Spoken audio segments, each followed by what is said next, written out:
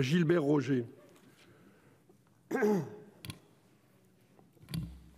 Monsieur le Président, Monsieur le Ministre, attention au danger que représenterait la fusion entre le fonds amiante et puis l'Office national des accidents médicaux.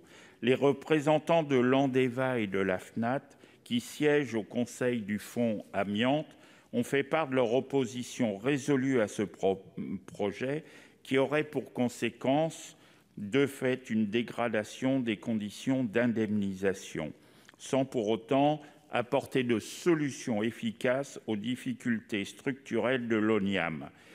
Ces deux établissements n'ont ni le même financement, ni le même mode de traitement des dossiers, ni les mêmes critères d'indemnisation. Et donc la fusion, elle peut s'apparaître comme inopportune et cacher des économies d'échelle.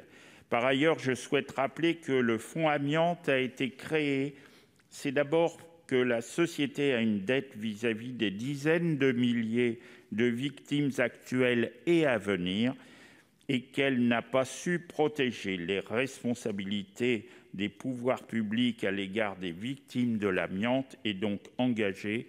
Aussi, je vous demande de renoncer à ce projet de fusion. Merci. Merci, cher collègue. La parole à Monsieur le ministre Adrien Taquet. Merci, Monsieur le Président. Monsieur le sénateur, le ministère et le ministre des Solidarités et de la Santé et le ministre chargé des comptes publics avaient en effet confié à l'IGAS et à l'IGF une mission qui devait examiner l'opportunité et les modalités éventuelles d'un potentiel rapprochement du Fonds d'indemnisation des victimes de l'amiante et de l'Office national d'indemnisation des accidents médicaux. Comme vous l'avez rappelé, elle devait permettre, cette mission, d'évaluer les possibilités de mutualisation des fonctions support, voire la pertinence d'un rapprochement plus étroit encore entre les deux établissements, tout en garantissant évidemment dans leur gouvernance le maintien d'une attention particulière portée à la réparation des victimes de l'amiante. Cette mission répondait à l'objectif de garantir, voire d'améliorer encore la qualité du traitement de l'indemnisation des victimes de l'amiante comme des accidents médicaux et de définir la meilleure organisation possible pour assurer sa pleine réalisation. Vous le savez, les travaux se sont déroulés d'octobre 2020 à février 2021 et ont permis la consultation d'un large nombre d'acteurs. La mission a pu étudier précisément les évolutions de fonctionnement des deux établissements pour en dégager et les faiblesses et les atouts et voir et constater un certain nombre de similitudes assez fortes.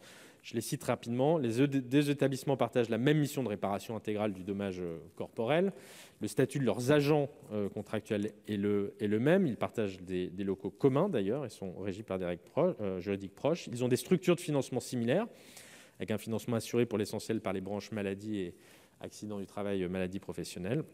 Et l'objectif donc exclusif de ce rapprochement serait l'amélioration du fonctionnement des établissements pour une meilleure indemnisation des victimes, je vous le répète. Dans ce contexte, parmi les différents scénarios qui étaient envisagés, du statu quo à un rapprochement plus poussé, c'est la fusion que la mission a identifiée comme le scénario le plus efficient, permettant d'améliorer la qualité du service rendu aux usagers en termes de dématérialisation, de réduction des délais d'instruction ou encore de recours au droit.